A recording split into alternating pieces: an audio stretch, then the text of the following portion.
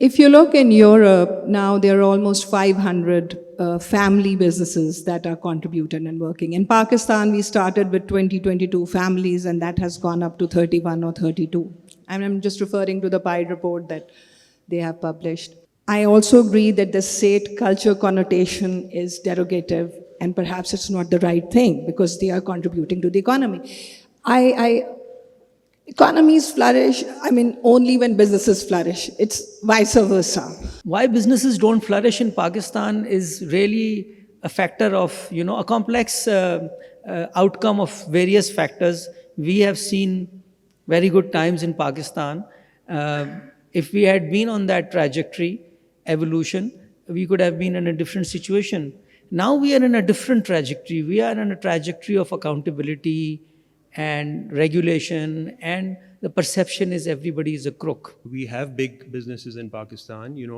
I'll give you, for example, Bahria Town is a very big business in a very big domestic sector.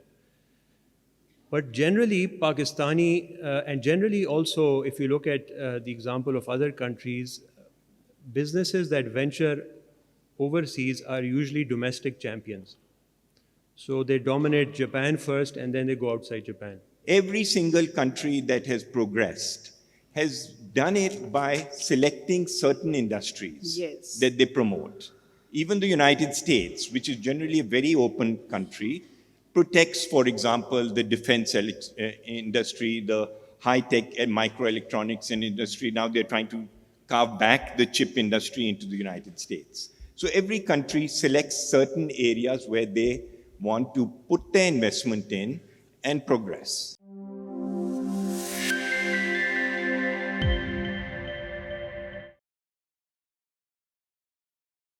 The topic that we have been given, all those who have been invited as panelists are exception to that rule.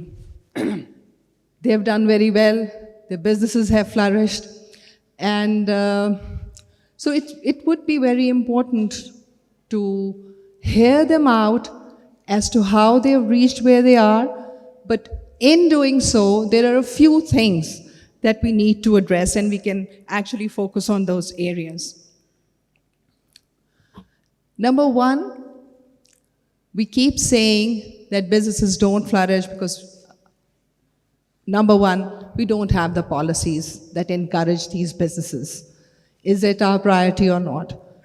Businesses don't flourish in isolation. Economic issues are not only, the reasons are not only economic, they are deeper reasons, whether it's human behavior or political behavior. So may I start with you, and you are from Nishat Junior Group, and you have built it on, you've been a CEO since 1990, I believe. Why is it that we keep saying that we've been taken over by family businesses? If you look at globally, the family businesses contribute almost 65% to the GDP. So what is this perception? Are we saying that in the family businesses, do we have independent professionals who are heading it? Are we resistant to that? What are the things that contributed in making your business big, and where are we lagging behind? Because if you look, we were just having a chat in the morning, and 30 years back, Pakistan was far ahead than India. Now where are we, and why are we here? Thank you, Rahat. I think it's important to really look at this situation from a perspective of what has helped various economies, businesses to flourish all over the world, rather than just focus on what is happening or not happening in Pakistan. We all talk about these issues at various forums. But I think let's just take a step back and look at a few examples. We look at Bangladesh. When it was part of Pakistan, their GDP per capita was substantially lower than the West Pakistan. So what happened in 1971 that today their GDP per capita is more than India also? There is a wave of optimism in Bangladesh, and businesses are growing. We look at India. 30 years ago, they had to pledge their gold, send jumbo jets. outside of India filled with gold because they had 3 to 6 weeks left of import reserves. We can look at numerous examples all over the world. You can look at United States, Texas, there are cities in Texas where half the city is in Mexico and half the city is in United States of America. And the difference between these two cities or the economies of those two cities and the way people progress and the businesses of these two cities are dramatic. So it's the same people, same DNA. I think that we give too much importance to individuals and businesses and rules and taxes. I think there is a different way countries have progressed. It's first of all visionary leadership that has a vision to take an economy from point A to point B. And secondly, they are able to provide that enabling environment. Human beings are not very different. There are so many examples all over the world. You look at Venezuela and Nigeria. They have one of the largest oil reserves in the world, and look at their economic situation. So I think we place too much emphasis on, हमारे यहाँ तेल निकल आएगा और Pak-China friendship हो जाएगी or somebody else will give us money. Nobody is going to do anything for us. We are going to do anything for Pakistan ourselves. And what we are going to do is a set of policy, a mindset of progress. Now, that mindset of progress in Pakistan, if you look 30 years ago, I remember in the early 90s when Pakistan market was first opened up, there were people coming here and investing in our economy, and our stock market was booming, and we were doing international transactions. A few of them I was also involved in, which nobody can even think or dream of doing. So what has happened is that our access to capital is completely blocked. And because of the risk factors associated with Pakistan, they can be real and perception.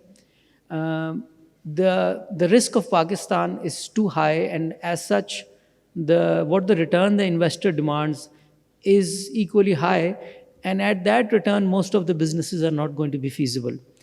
So why businesses don't flourish in Pakistan is really a factor of, a complex outcome of various factors. We have seen very good times in Pakistan. If we had been on that trajectory, evolution, we could have been in a different situation. Now we are in a different trajectory. We are in a trajectory of accountability and regulation, and the perception is everybody is a crook.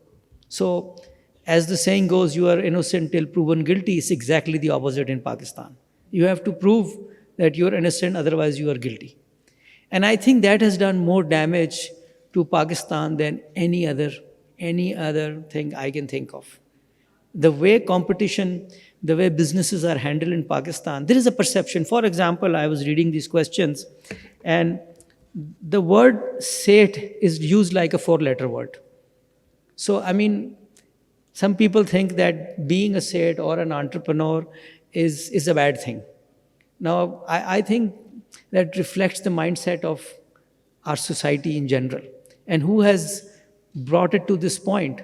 Mukesh Ambani is a hero in India, but here the businessmen, everyone is trying to find out their tax returns, if they've done anything which is illegal.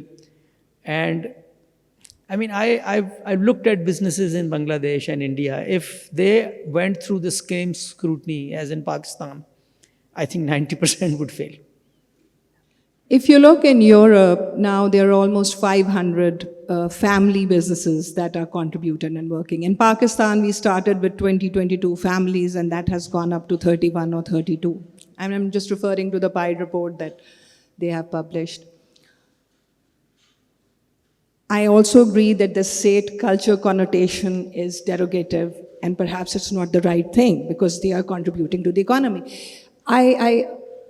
Economies flourish, only when businesses flourish. It's vice versa. So, how do they flourish? You generate jobs and you generate economic activity. These are the two things. how have you helped the economy while you have grown big?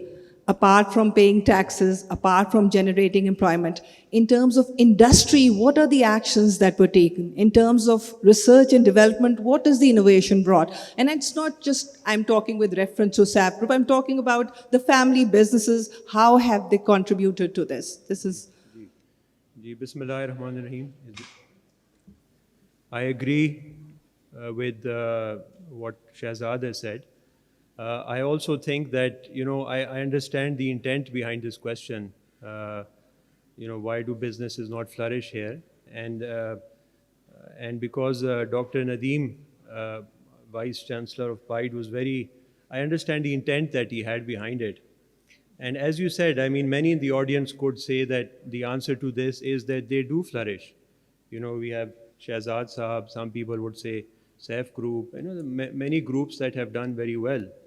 So, clearly, businesses have flourished. I think what he had in mind was that why do we not have many more multi-billion-dollar Pakistani companies that are global brands or have an international presence or have succeeded outside Pakistan?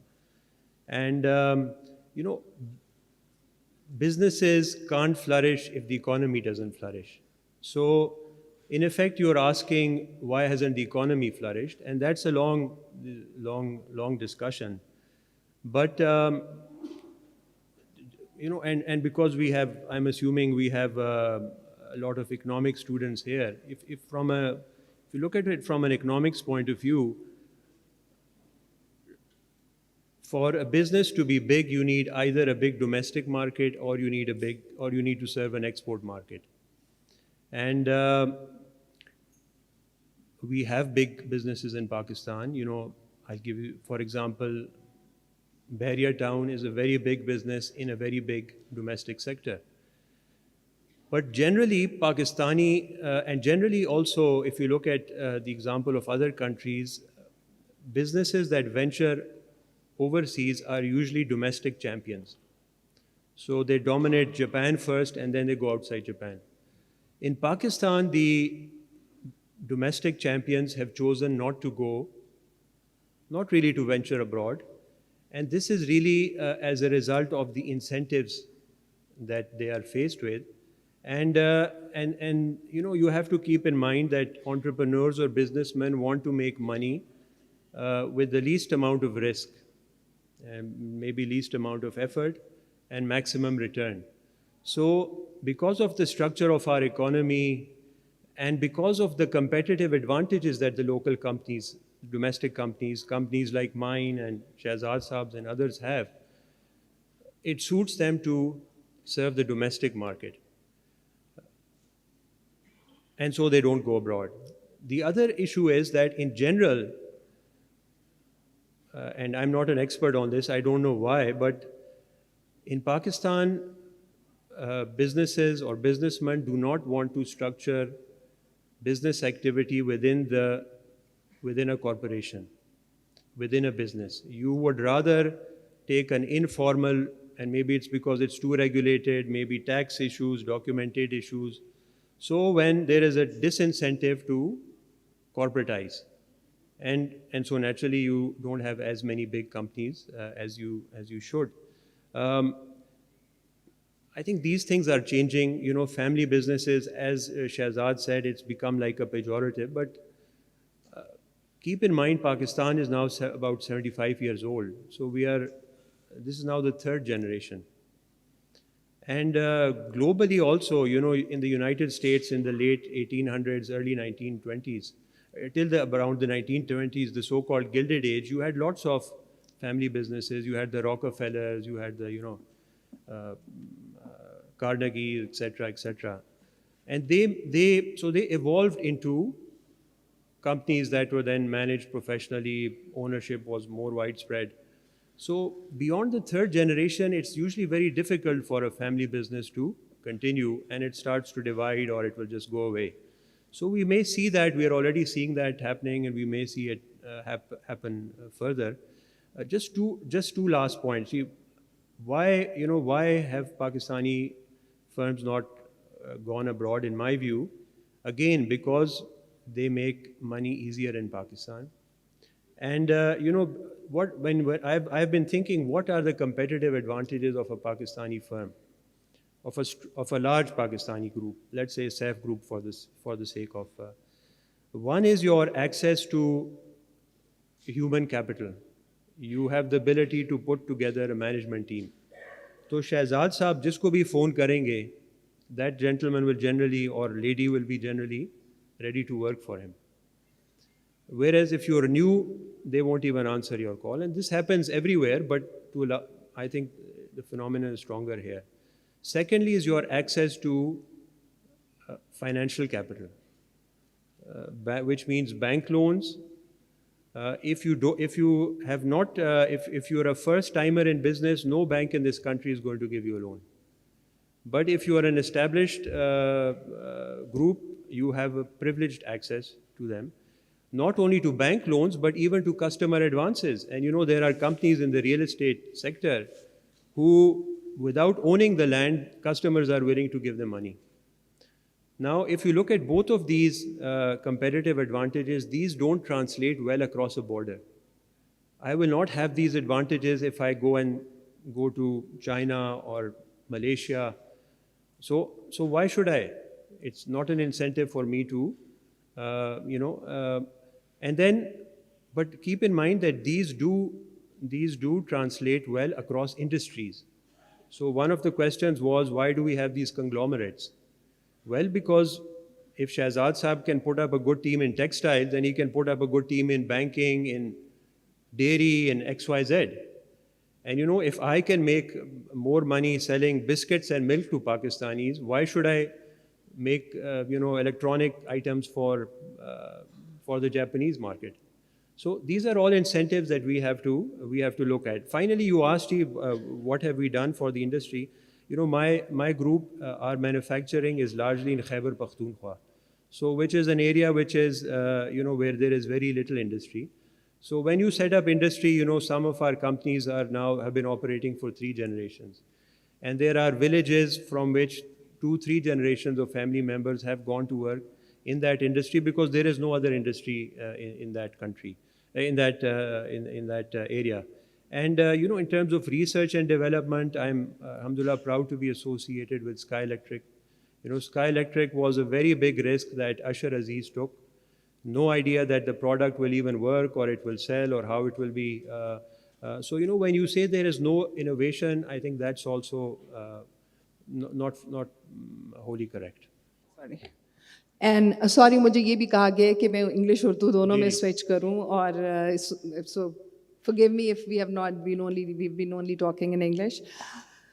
आप जब ये बात करते हैं कि हम बाहर जाने का इंसेंटिव नहीं है, रिटर्न ऑन इक्विटी हमें यहाँ पे मिल जाता है, सो जाते हम वहाँ पे जाना हमारे लिए इंसेंटिव नहीं रखता, तो इज़न्ट इट कि फिर तो हमें पाकिस्तान को जो भी हम सर्विसेज कर रहे हों, चाहे वो हम मैन्युफैक्चरिंग कर रहे हों, उसमें फिर हमें एक्सपोर्ट पे तो हमें खुद उन्हें अप्रोच करना चाहिए ना. आप जाएं या ना जाएं, दे शुड बी ऑफर. हमारी क्या प्रोडक्ट्स इतनी अच्छी हैं, हम ग्लोबली इतने कम्पेटिटिव हैं कि हम सिर्फ अपनी डोमेन में रहते हुए, पाकिस्तान में रहते हुए compete कर सकेंगे. Will that be the right approach for businessmen? कि जी we are fine here because we are having access to finance, हमें अच्छा यहाँ पे बैंकिंग को सपोर्ट मिल रहा है, हमें यहाँ पे प्रॉफिट्स भी बहुत अच्छे मिल रहे हैं. क्या हमारी प्रोडक्ट्स उस मेयार की होंगी जो बाहर होती हैं?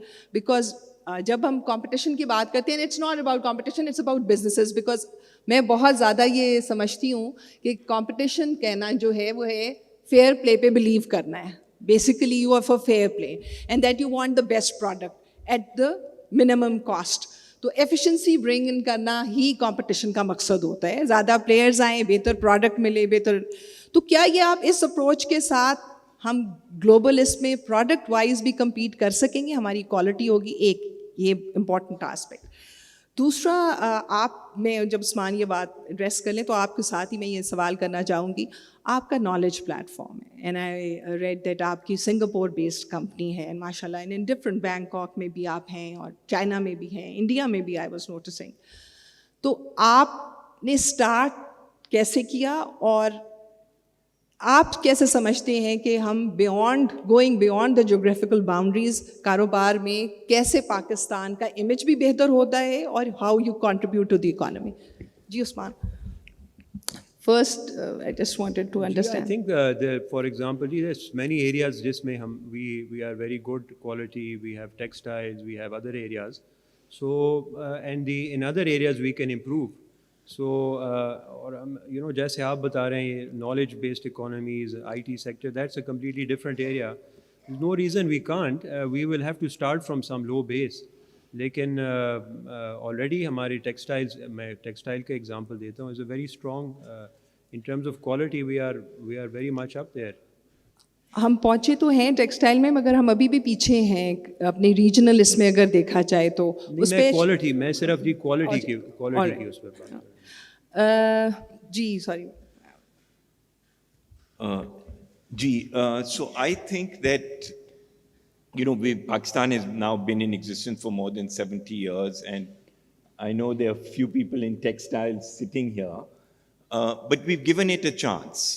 We've given textiles a chance, and over 70 years, the industry has not really grown to a substantial extent. If you look at Bangladesh, without the cotton base, they have done much better than we have.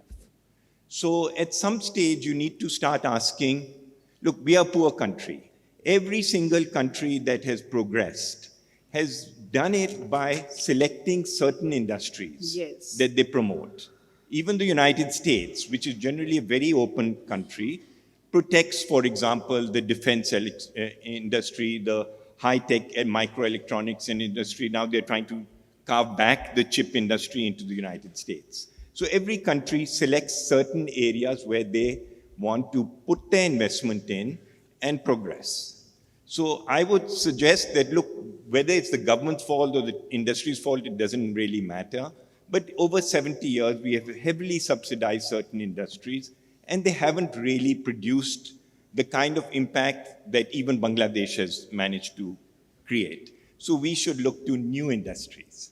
And the biggest opportunity today, the biggest opportunity by far is IT. We are suited for IT. We don't need to produce anything here. It's a huge sector. We've had already successes like Kareem and so on that have become unicorns overseas, but with a Pakistani software base. So first of all, the government has to select what industries are we going to promote and which industries will give us the fastest growth and the biggest amount of capital and the biggest positioning on the world stage. So by far, it's the IT industry. But then, how do we do it? First of all, our education system, first of all, our mental model. I'm now introducing computer science program. We have 400,000 students who come into higher education every year. Do you know how many of them are in IT? It's only about 25 to 35,000. It's growing quite fast, but it's a very small percentage. Then now we're introducing computer science in schools. The mental model of principals and parents is doctor, lawyer, and civil engineer. It's an outdated model. This is not what's going to make you succeed in the future. It's not that there won't be doctors, there won't be lawyers, there won't be civil engineers, but the growth is in data analytics, people who know IT, not necessarily programmers, and then, of course, programmers as well. So we need to fix it at the school level, we need to fix it at the university level, we need to provide the proper incentives to IT sector, and we need to say, this is a sector that we're going to bank on. Look at India. Look at what India's done. It's not done it on the strength of its textiles industry. It's done it on the strength of its IT industry. After that, other sectors have kicked in. So we welcome textiles to come behind us, not in front of us. Don't take up so much space. Let's get rid of the subsidies for textile. And if they can't do it themselves, then let's move on to other sectors. Schumpeter said, this is all about industries die and industries grow. And I'm sorry to say we have to pick the right industry. My one vote would be IT. We have the talent, we have the potential. All you young people are sitting here. Are you going to become textile saints? How many of you have ambitions to become textile saints, or that you're going to produce more spinning wheels or whatever is used in textiles? And how many of you have aspirations that with some kind of coding, some kind of analytics, you can make a career for yourself. So I want to take on this issue and say that, look, we have to select. And we have to select the industries that will work. So what are they? Shahzad, I would certainly request you to respond to this, but before that, when you talk about prioritization of industries, we don't have it. That's one of the main causes that we have not been heading in one direction. We don't have a direction. Nobody sets a direction. But it doesn't have to be one industry at the cost of the other. You can streamline more, you can have more areas of priorities. So Shahzad, how would you? So I think it's very important that when, the mindset I talked about, there is a perception in Pakistan about that textile industry is subsidized. Now I can ask you, what is the subsidy textile gets? You will not be able to tell me because there is none. Actually, let me finish, Shahid. You see, the problem is that there is so much negative propaganda in this country. Actually, if I import coal from South Africa and make electricity in my own plant, it's half the price of the national grid. So why is the national grid so inefficient? That is the main question. And then they put headlines in the newspapers, subsidies of 10 rupees. Well, your cost of production is 4 times, then you have to give subsidies. Somebody doesn't pay the bill in Quetta or Sakhar, and we have to subsidize, and we are saying that we are subsidizing the industry. And I think the main issue is that why are we saying that we should not do this and do that? Do we know that Pakistan is the 4th largest cotton producer in the world?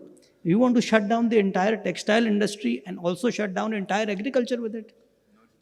No. So I think there is no competition. It's not a zero-sum game. What we have to talk about is the environment in Pakistan. In the year 1991, I did a transaction where I raised $100 million in equity financing. In 1991, today nobody will touch $1 million of equity financing. Why don't we see the reasons what has happened? Yes. We can talk about all these things. Everybody wants to go into IT. It looks very nice. You can play ping pong in the office. We see Google, pictures. People can have massage rooms in the office. The reality is sadly very different. Yeah, and if I may, why that there should be prioritization of industries, manufacturing should remain the core focus, along with services, maybe on the IT side. Why I say so, कि आपने किसी भी economy में जहाँ पे boost लाना है, job employment लानी है, and as big a size as Pakistan, you can't do without the manufacturing sector. Or the reason we have not done well is because हमने focus ही नहीं किया. वहाँ पे prioritization ज़रूर होनी चाहिए थी. हमारे यहाँ taxation इस तरह होती है कि it's more a tool of recovery. It is never a tool to regulate industries as per the prioritization policy. I think that is also creating an entry barrier for many businesses. This is acting as an impediment for carrying out that. Sorry, Shahzad साहब, मैं महबूब साहब को ज़रूर, क्योंकि वो planning commission के member भी रहे हैं, और हमने हुकूमत में ये बहुत ज़्यादा देखा है कि प्लानिंग तो होती है बट एक्शन नहीं होता, चीज़ें आती नहीं हैं. So how would you comment on the questions that have been just discussed as well? Ji, I'd like first to start with Mr. Mahboob. He has repeated the mantra which everybody says, subsidies, subsidies, subsidies. Reality is that the tariff, industrial tariff, contains a cross-subsidy to other sectors, non-productive sectors. Your gas pricing to non-productive sectors has been kept so low, while the rest of the economy, the industrial or the economy that generates wealth and employment, has been charged higher. Where is the subsidy? If the textile sector asks for removal of cross subsidies, because you can't export taxes, you can't export cross subsidies. We do not compete in the Pakistan market. We compete in the international market. So if you have to compete in the international market, your cost base, especially for the items that make the bulk of your cost, have to be internationally competitive. Otherwise, you can't compete, and therefore that's the end of it. So there is no subsidy. This narrative has gone on for far too long, and the negative press about this is what has held Pakistan back. Usman, so sorry. Now, the one thing that has been missing in the narrative here is that why our companies, businesses do not grow beyond a certain size. There are three things that I think are key. Number one is that the government crowds out the private sector. 80% plus of all loans, of all go to the government. Then again, the government's footprint in the economy is about 70%. Where is there room for private sector companies to grow or to then thirdly, we have cultural, social, and religious issues. We have issues which sort of make us content with whatever we have. We don't have the hunger. That hunger is missing in Pakistan, which makes companies grow. Now, I mean, it's well and good to say that internationally 65% of the world economy is sort of dominated by family firms. But please look at the structure of those family firms. Those family firms have employed managers who are professionals. What is the problem in Pakistan? In Pakistan, the problem is that there is a lack of trust. There is a lack of trust in all sectors, at all levels. So unless you are able to have a number of directors or professionals running your businesses and you can trust them, you will not grow beyond what you can control yourself. And part of this is stemming from this idea that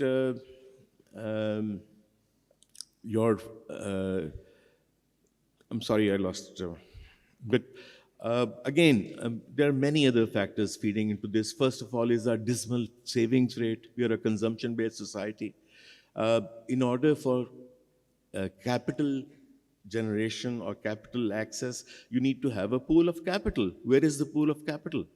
Why is it that India has a savings rate of over 30% and our savings rate is 11%, I believe now? And then again, whatever we've done, we have not built systems. Without systems, the personal touch remains supreme. And a system will allow you to grow to sizes which are not dependent on your direct intervention. But we really do not have systems. Just as a matter of interest, our biggest firm, exporters, says about $500 million. And on number 50, you have a firm which only exports $10 million. So we don't have many firms that, and another statistics is that average Bangladeshi firm that exports is 3 times the size of the average Pakistani firm that exports. And these are all manifestations of the cultural issues that we carry.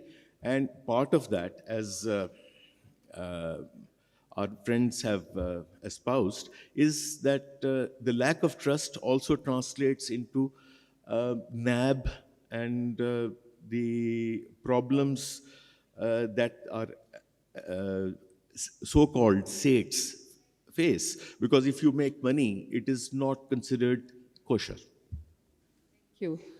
So Usman, you wanted to add something? Gee, I just wanted to say that IT or textiles. And the other thing is that, a lot of these, if you want to call us Seths or Mia Saiban or Khan Saiban, whatever it is, they are sharp people.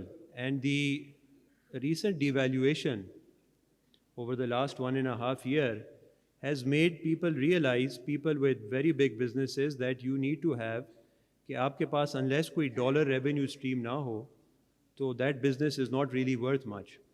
तो आप देखें a lot of people in the textile and other areas are now looking at services businesses, IT businesses, consulting businesses. So, नहीं वो तो मैंने शुरू में कहा जी कि आप वो इंसेंटिव जब नहीं रिमूव करेंगे but the other advantage of IT is कि इसमें you don't need much from the government. देखिए ना we are an energy starved country, इसमें there is no manufacturing plus what you need as far as I is you know अब India में the first IIT was set up in 1950, Indian Institute of Technology. The first IIM was set up in the early 1960s. So they do have a lot of advantages over us, and inshallah we will catch up. लेकिन अब ये भी याद रखें ना जी कि इस्लामाबाद पाकिस्तान नहीं है. You know, there are people in the other parts of the country who may not have the skills कि they can straight away go to IT. So you can't kill the existing businesses कि जी हमने future क्योंकि उस तरफ जाने. So that's just one comment that I wanted to make. I don't want to say, you're perfectly right, it's not a zero-sum game, but it's an 80-20 game. If you give more money to the military, you'll have less money for civil expenditure. If you spend more money on civil servants, you'll have less money on development. If you give more money to one industry, you'll have less money for the other. So it may not be a zero-sum game, but you have to pick where your winning is going to take place. And I'm going to shift my argument from subsidies. Maybe you're right, I'm not a subsidy expert, but if we were sitting in Bangladesh today, and somebody were to ask, what is the story of textiles in Bangladesh over the last 50 years of Bangladesh? I don't think people would be saying, we are not getting enough subsidies, or eliminate taxes, or eliminate cross subsidies, or the government is holding us back, right? Their story would be, you know, I had no money, I had nothing, I went abroad, I started doing some outsourcing of making T-shirts, and then that business grew and I got more business and so on. In other words, the narrative in Bangladesh, which I've been there many times, my family lives there, and we've got businesses in textiles. The narrative is not that the government is holding us back. It is that we as entrepreneurs went forward and brought it back, and then we fixed government. So you have to look at what industries are doing that. Today, like if you look at us, we produce our software here, but we've been doing it since 2000. And the first time we stepped into the Pakistan market was in 2014. So it took us 14 years to come back to Pakistan actually and look at it as a market. So in other words, there's an entrepreneurial spirit that is often a spirit that is driven by necessity. If you have a capture of resources, whether it's banking resources, subsidies, land, you know, it's a complex thing. It's not just about clear-cut subsidies. Your incentive to go overseas will be less. So I do believe what has happened here is that the government, very bad, they're anti-business for sure. The big businesses are mostly sitting at the top of the pyramid, whether it's land, textiles, or whatever. They're not really incentivized, but now, Saif Saab, you're absolutely right. The exchange rate has brought this reality that maybe all this, what we have created, is not as valuable. So I think we need to look at industries and look at industries not to give them subsidies, but to give them inspiration and whatever minimal support they need so they can spread their wings as entrepreneurs, just as the people of Bangladesh have done. May I just, the difference between Bangladesh and Pakistan is that the footprint of the government over there is purely on the side of regulation rather than being in business themselves. That is the real difference between Bangladesh and Pakistan. In Bangladesh, you know, their tariffs and so on do not carry these cross subsidies or these, so their inputs are at, you know, whatever the cost is. Not like Pakistan, where we have sort of made everything so complicated and so, I mean, the other day there was a tweet by the power secretary that he's using tariffs to equalize wealth in Pakistan. I mean, sure. Interesting things, but one thing that I may add, and I feel that most of the participants also hinted at that as well, two industries that have flourished a lot. One is industry of accountability, and then the other is regulation.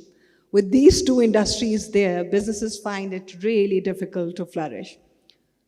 I mean, would you like to share your experiences so that it can highlight how these have interfered?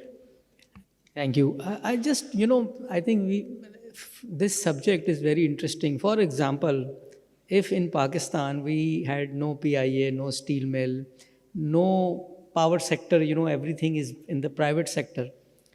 So if you looked at the income of people and you taxed people according to the income, which we don't do, and you have a lower tax rate, actually, we will have a higher tax revenue. The problem is the industrial growth or the growth of any businesses is also stifled by the multi-layered taxation. मैं आपको एक छोटा सा example देता हूँ. If I want to buy a laptop computer and I paid cash 100,000 rupees, but if I want to buy it in Nishad Chunia, I'll have to take 10% withholding tax and 17% sales tax. That I have to add to the price. Nobody is going to pay for it.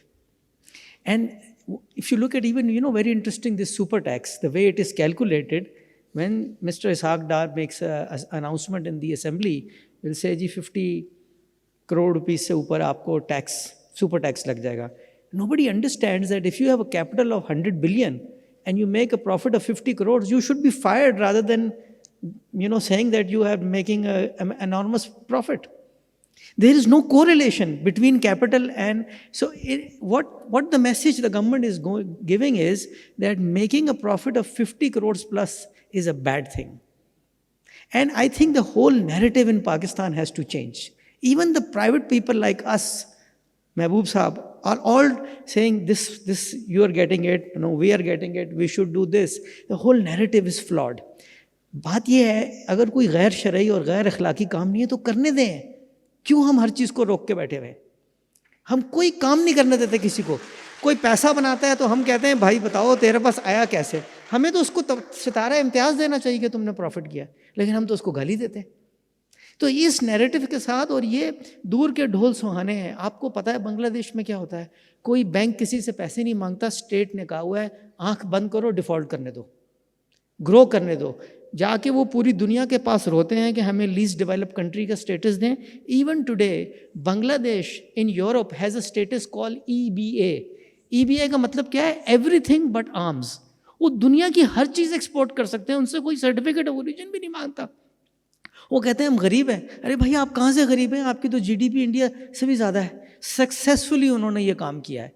वो अपने आप को गरीब portray करते हैं. हम लोग तो आपस में लड़ रहे हैं. हम कहाँ से तरक्की करेंगे? हम तो यहाँ टैक्स लगा लगा के ख़त्म कर देते हैं. जो आता है गोरा उसको हम एयरपोर्ट पर रिसीव करते हैं. जो फॉरेन इन्वेस्टर आता है उसके लिए हम एक कॉन्फ्रेंस करते हैं. जो लोकल आता है उसको नैब के दफ्तर भेज देते हैं. ये कहाँ से करेंगे? मुझे तो बताइए, ये हमारी तो गुलामाना जहनियत ख़त्म ही नहीं हुई. आपने कभी सुना है कि कोई लोकल इन्वेस्टर को इंसेंटिव दिया हो? यहाँ सऊदी को देते हैं या चाइना के को दे रहे हैं, उनके लिए लाल कालीन बिछा रहे हैं. किसी को पता नहीं है वो क्यों यहाँ इन्वेस्ट करेंगे अगर यहाँ लोकल नहीं करता. कभी इस क्वेश्चन का आंसर चाहिए मुझे. Why can't a local investor go and do this Reko Diq in Balochistan? हमें बाहर का इन्वेस्टर क्यों चाहिए? हमारी कैपिटल मार्केट का इतना साइज छोटा क्यों हो गया? 30 साल पहले तो इससे बड़ा था. सो हम अपने रिफ्लेक्ट नहीं कर रहे. पाकिस्तान में कोई प्रॉब्लम नहीं है, कोई करप्शन नहीं है. हर दुनिया के मुल्क में एक सर्टन लेवल ऑफ करप्शन होती है. इंडिया में नहीं है, चाइना में नहीं है, बांग्लादेश में नहीं. मेरे ख्याल है बांग्लादेश और इंडिया में पाकिस्तान से ज़्यादा है. हमने इसको मेन फोकस बना दिया. If we want to flourish, और ये जो बिजनेसेस है ना family, when they became a size, इनके पास मजबूरी है. They have no choice but to professionalise. आप उनको वहाँ तक जाने ही नहीं देते. That's the problem.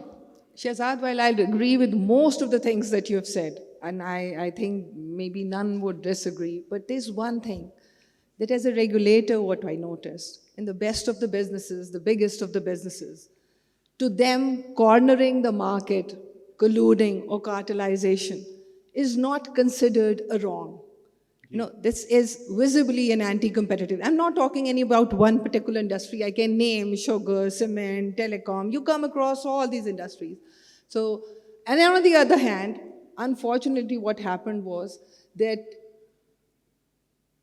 the government is supposed to be a competition advocate, This competition commission had to do that policy advocacy, I agree, but basically we are pro-business. We want businesses to grow. We are not against making profits. It's just the abuse of the power that we were restricting. It's the unfair play that we had to check. But what we notice in all this process is that हमने तो कीमत कम ही की ना, हमने तो मिलकर के एक भाईचारा ही किया ना. So this concept is not changing. जी. मैं आपको एक इंडस्ट्री का बताऊं जो शायद आप भूल गई.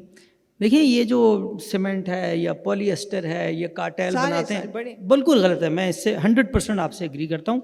बट एक इंडस्ट्री यहाँ पर एक कंपटीशन और बहुत इंटरेस्टिंग है, वो बैंकिंग है. वो मैं अभी उसको लिखा हुआ था कि वो 20 साल से आपने किसी को बैंकिंग लाइसेंस नहीं दिया. यस. आप किसी को बैंकिंग लाइसेंस दें और इतना रेगुलेटेड है ये कि आप तो कहते हैं ये जो सीईओ है बैंक का, ये तो बिल गेट्स भी नहीं बन सकता पाकिस्तान के किसी बैंक का सीईओ. यहाँ तो खैर बिल गेट्स किसी नॉर्मल कंपनी का भी नहीं बन सकता क्योंकि वो बीए पास नहीं है. तो यहाँ पहले आपने किसी कंपनी का सीईओ बनना हो, चाहे आप 25 अरब का प्रॉफिट कर चुके हैं, चाहे आपके परदादा उस कारोबार को जानते हैं, लेकिन पब्लिक लिमिटेड कंपनी का सीईओ बनने के लिए आपको एक इंस्टीट्यूट ऑफ कॉर्पोरेट गवर्नेंस में 3 दिन का जाके कोर्स करना पड़ता है. तो हर आदमी ने अपनी टेरिटरी बना ली है. स्टेट बैंक ऑफ पाकिस्तान जो है वो नया बैंक नहीं आने देता. अमेरिका में 15,000 बैंक है, तो यहाँ क्यों नहीं हो सकते? कंपटीशन अलाउ कीजिए, competition will bring the rates down. Loss को ठीक कीजिए रिकवरी के, लोग हर एक को लेंड करेंगे. स्टेट आके 70% आपसे बोरोइंग कर लेता है, उनको जरूरत क्या किसी को लेंड करने की? Free market is the way to go. There is no other option. Yes, agreed. Can I just? This Usman, yes, you thing, and then we'll take the questions from the audience. आप कह रहे हैं ना जी कि cartels बनती हैं, तो this is an economics audience, तो मैं बार बार कहता हूँ कि people will do what they have an incentive to do. देखें जी, पाकिस्तान से बाहर लोग कार्टेल्स अगर बना सकते हैं, they do make it. And let's give the example of the cement industry. It's well known that there is a cartel. Yes. And why should they not do? They are doing it in the interest of their shareholders. उन्होंने पाकिस्तान के खातिर काम नहीं करने हैं, inflation को कम नहीं करना है, वो करेंगे जो उनकी शेयर होल्डर्स के लिए. Now this is the job of the regulators to when we are all talking about it on that it exists, and you have remained head of the, you've remained the competition czar or czarina of Pakistan. So why aren't we not doing anything? And I'll give you another example. Ji, when we started Sky Electric, it was the first solar company that was installing solar systems on a large scale. हमें एक दिन alternative energy development board से और बिल्कुल हमारा काम ही उन्होंने stop कर दिया कि हम आपके, उस वक्त हमारे कोई 600 कस्टमर थे, कि हर कस्टमर को फ़ोन करेंगे और उनसे पूछेंगे कि आपको कोई मसला तो नहीं है. तो अच्छा, अगर मेरी कंपनी होती कि मैं घरों में जनरेटर लगाता जी, छोटे डीजल के या पेट्रोल के, तो कोई मुझसे पूछता भी नहीं. So you see, you either have too much regulation or you have too little regulation. If you and the way to find it, identify it is कि वो कौन सा sector है which is consistently profitable but which has not seen market entry from outside Pakistan. अब देखें ना, अगर cement इतना profitable है तो बाहर से कुछ साल पहले लाफार्ज वो आए थे, लेकिन generally नहीं आते हैं. So this tells you that something is broken and the regulation needs to be fixed. That's true, but what I'm saying is that there's no denying the fact कि internationally they all cartelize. जब ये बात करते हैं कि जी पाकिस्तान में तो ये लॉ ही नहीं आना चाहिए था, अभी तो हम 100 साल पीछे हैं, तो हमारा तो जवाब ये होता था कि भाई it's about behavior across the globe is the same, तो ये हर जगह होना चाहिए, fair play is the need of the time. लेकिन ये कहना, मैं सिर्फ ये बात हाईलाइट करना चाहती हूँ कि लास्ट टाइम भी हमारा एक बड़ा इंटरेस्टिंग सेशन था जिसमें था रेगुलेटरी स्लज के ऊपर.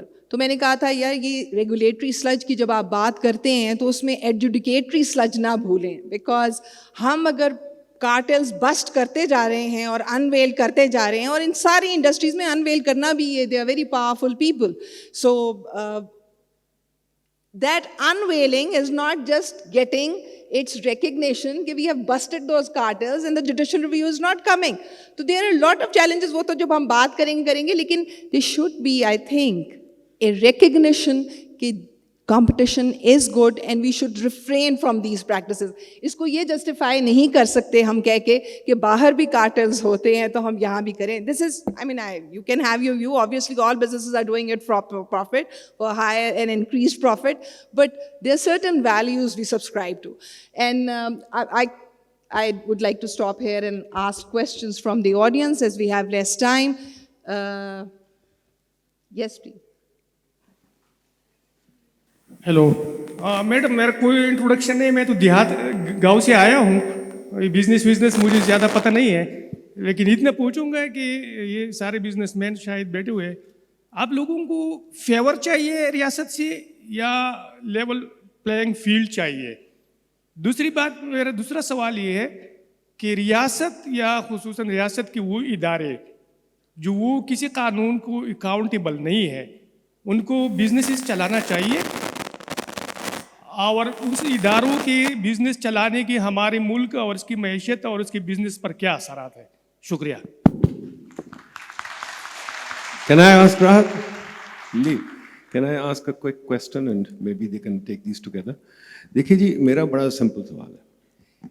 Businessmen, as I've looked at them, all of you, basically we like to go into protected sectors. For example, अभी आपके ग्रुप ने गाड़ी स्टार्ट कर दी है, which is a protected sector. आपके ग्रुप ने ये सोलर वगैरह protected sector. The biggest thing is that is a businessman looking for protection or can you actually step out into the open competitive world? इसके साथ साथ ये चीज़, what new products do you develop? One thing that I've seen, all businesses in Pakistan, and I've looked at them, have no budgets for R&D. मुझे, in fact, one of the major industrialists once said to me in a meeting, I think Shahid, you were there too, कि we don't do R&D. R&D is done by those guys outside. So you guys develop no new product. You guys have very little export. In fact, I think most of the people, textile has some exports, but it really depends on the energy price. And the other two houses there have no exports at all. The third is a startup, so I won't talk about it. So the question is, why aren't we export driven? Secondly, why don't we develop new products? Why don't we believe in R&D? Why don't you, and third thing is, why don't you believe in using the financial markets? I've heard this enough, कि government के loans have 60-70% or whatever. What about the stock market? I mean, there are two forms of financing, equity and banks. You guys love banks. Why? Because it's cheaper, easy to default on, or why can't you sell equity? I think these are very important questions, please. देखिए, in Pakistan, and in any other country, the biggest success, the driver of success is entrepreneurship. Our Prophet, peace be upon him, himself was an entrepreneur. So this is within our cultural and our religious DNA, that entrepreneurs make businesses. I mean, Silicon Valley was started in garages and it's now become the biggest industry in the world. There are many examples like this. We have a very young population, and this population, we should be supporting this population and figuring out, and the one biggest question, if the government had to only ask one question, it should be, how can we unlock the entrepreneurship spirit of people in Pakistan? And a lot of it can come without big subsidies, without big investment. And this is where things like IT and things that are like SAIFULLAH, as you said, in terms of investment, in terms of regulations, these are things that can flourish in Pakistan. So I believe the number one question of the government should be how to create an unlevel playing field for the people who are entrepreneurs. The 22 families were given their chance and they did very well. But that model is over now. We don't need 22 families anymore or 31 families. We need 10,000 entrepreneurs. And that should be our goal. How do we create 10,000 entrepreneurs in this country who will take Pakistan to the next level? And they can. And most of them are probably under 30 at this stage. Should I? Yeah, please.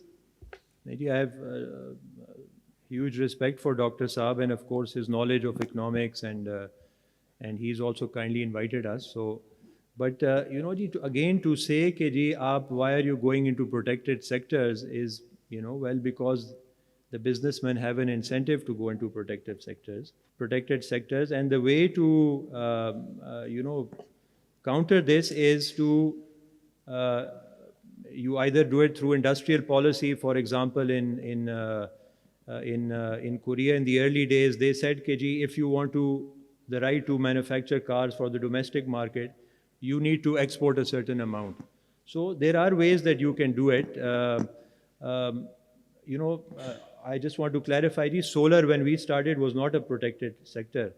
And we actually built this product. We have a 50 member engineering team, which means engineers, power electronics, software engineers. And there was no guarantee that this, when we had our initial event, हमने जी 2017 में जब launch किया तो Marriott hotel में हमने 500 लोग बुलाए और हमारे फाउंडर अशर अज़ीज़ ने एक ज़बरदस्त, ये अशर अज़ीज़ एक फाउंडर हैं एक कंपनी के फायर आए जो एक साइबर सिक्योरिटी कंपनी है, नैस्डैक पर लिस्ट भी किया था।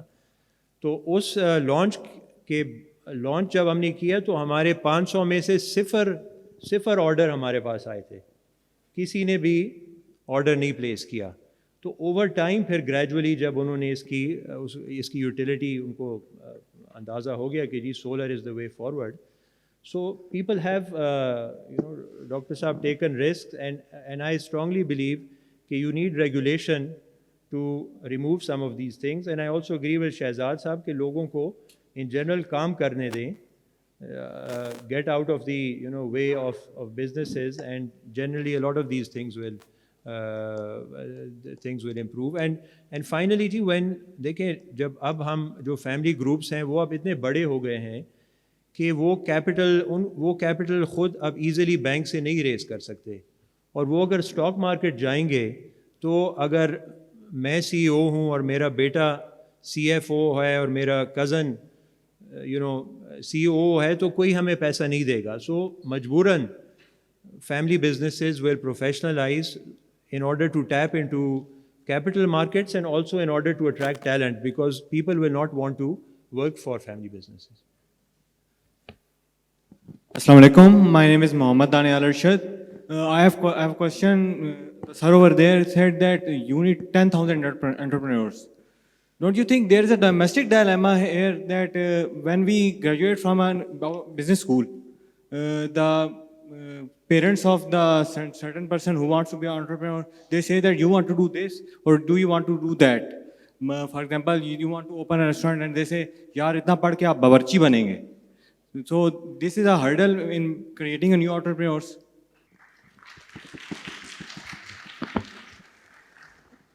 मेरी बीवी भी बावर्ची बन गई थी, फिर बाद में मेरी वालदा आई तो उनकी वालदा आई, उन्हें कहा कि आप क्या काम कर रहे हो? शी सेड मैं बावर्ची हूँ।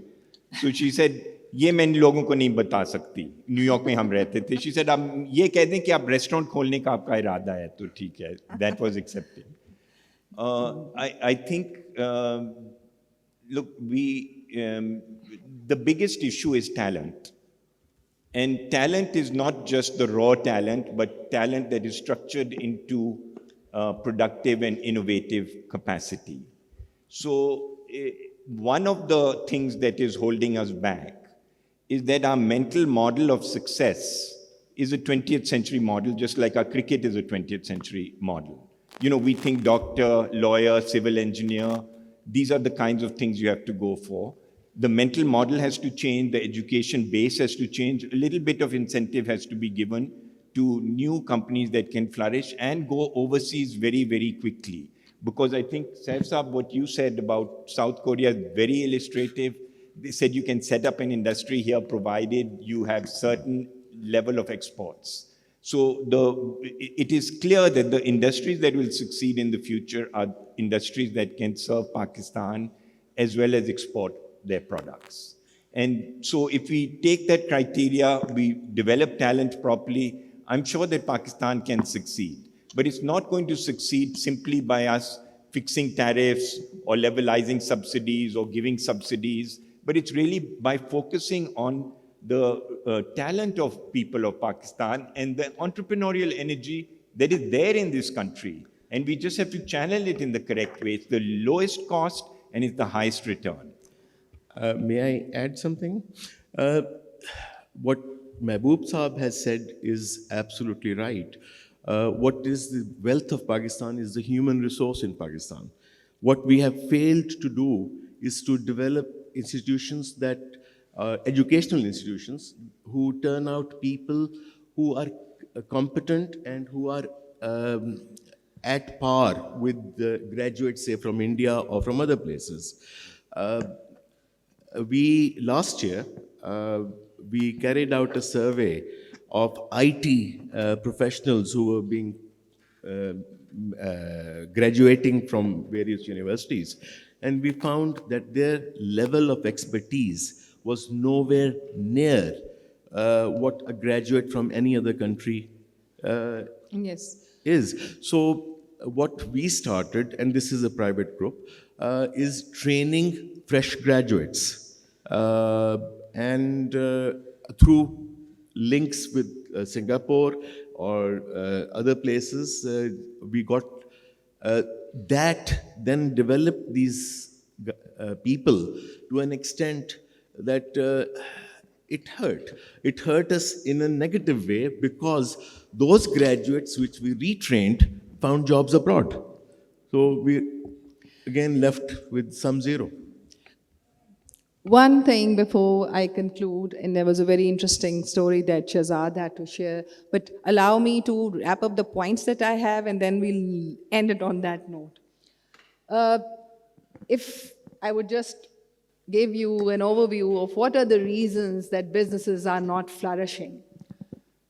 We have spared banks very kindly, actually. One of the reasons is that banks are also not being innovative at all. They are not producing products. They are only relying on rent seeking. They're investing on the treasury bills, and that's it. And I would like to share, but this is not perhaps a forum, but I would request you all to look at the search and inspection that was carried out against banks on bidding a higher rate for lending it to the government. You'd be surprised. You'd be surprised you find so much similarity out there. There's no finding yet, but yes, in all this, banks have a role and they are not discharging that role. That's the minimum.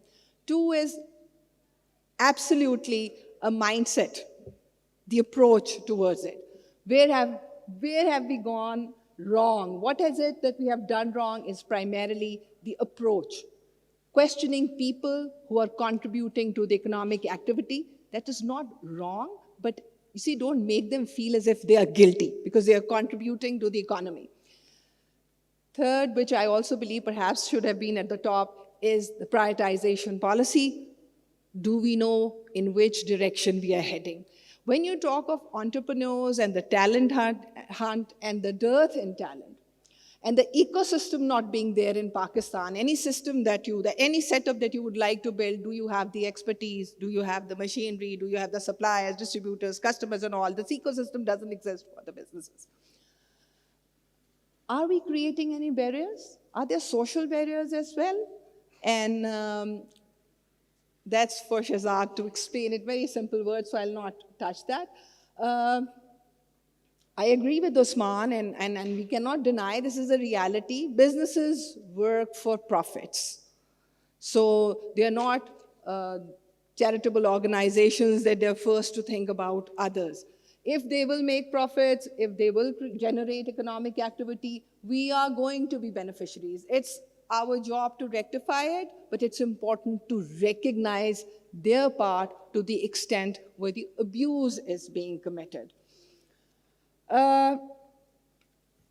We have heard about the corruption and the accountability part and how the economic agenda has been corrupted on account of this corruption. I feel that corruption has corrupted the economic agenda, actually, unfortunately.